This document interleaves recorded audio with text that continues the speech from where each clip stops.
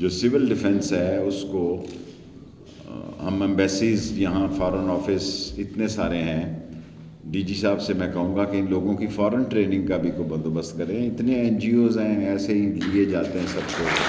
ان لوگوں کو جو آپ کے سول ڈیفنس کے آفیسرز ہیں، کوئی دوسرے لوگ ہیں، ان کو فارن میں آپ ٹریننگز دلوائیں، کیونکہ آج نئی ٹیکنالوجیز آ گئی ہیں. جب پہلے ہم نے کبھی ڈرونز نہیں سنے تھے، کبھی ہم نے سائبر اٹیک نہیں سنے تھے، کبھی ہم نے کیمیکل وار ویپن کا یوز نہیں سنا تھا، کبھی ہم نے بلاسٹک میزائل نہیں سنے تھے.